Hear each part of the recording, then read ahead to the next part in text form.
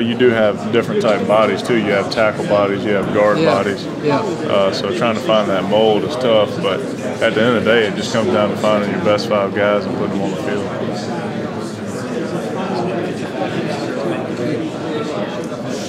Dalton, I'm afraid I'm going to ask you to maybe go over some of the stuff you've already gone over, but talk about finding those 5 guys. But specifically, maybe even more important than finding 5 is finding 7, maybe 8. Do you see that as a possibility? And can some of these younger guys who've never played before come in and maybe win a job?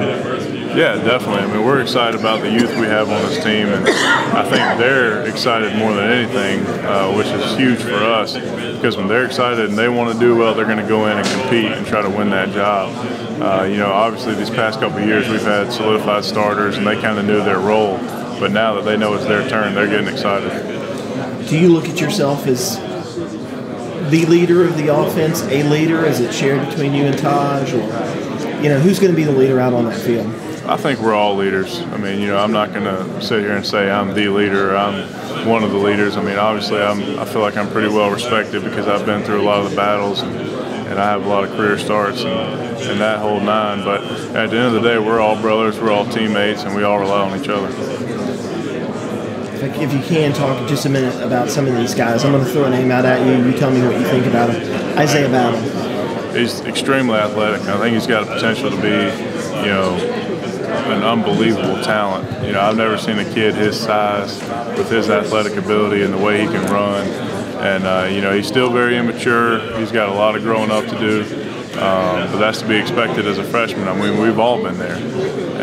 But if he can keep his head on right and continue to progress in the weight room and in the classroom, the sky's the limit. Joe Gore. Another extremely athletic guy coming over from defensive end is really going to help Giff over there, with his quickness and keep pushing him. And really the worst thing for an offensive lineman is to get complacent and not have anybody behind you that can push you. Right. So with Joe and Giff right there, iron will sharpen iron, and I think they'll both end up, one of them will end up playing and the other one will end up right behind them. Let's talk about Jay Guillermo coming in. He's obviously maybe the center of the future. Right. Is it in good hands? Yeah. He's done extremely well. He's a guy that's going to work hard, takes it very serious. And, as well, Ryan Norton, from Malden, has come in and done a great job. And he's a guy we think is going to be one of our best 5 to 7 guys. And whether that's playing center or guard or, rotating in wherever he has to play, we think he's going to be one of our better guys. Do you think you could, at this point, say these are our 7 or our 8? Or is that going to be decided in fall camp? I think I have a pretty good idea, but I think it's all going to come down to camp, because it's been a long off season. We've gone through a lot this summer, and I think more than anything, the guys want to, and attitude has changed and developed this summer, knowing that this is it. We open up in Atlanta in 40 days or 50 days, or whatever it is. Time's ticking. I saw some guys during the offseason, saw them at Davos camp. They look different to me. Has anything changed strength and conditioning-wise? These guys look bigger, stronger. I think we're doing a better job nutrition-wise, really trying to focus our guys on getting them to eat the right way, not just go to McDonald's and get the dollar menu, really trying to put the right things in their body to recover, taking it better, sleeping, getting more sleep, and really just doing what it takes to be a champion. And I think we started developing that last year, and that's really what it takes to be, great compared to good.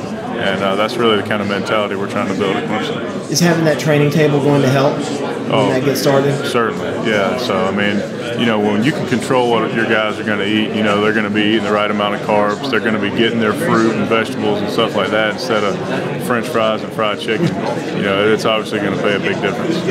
And I asked you earlier, but talk again. Tyler Shatley has moved over.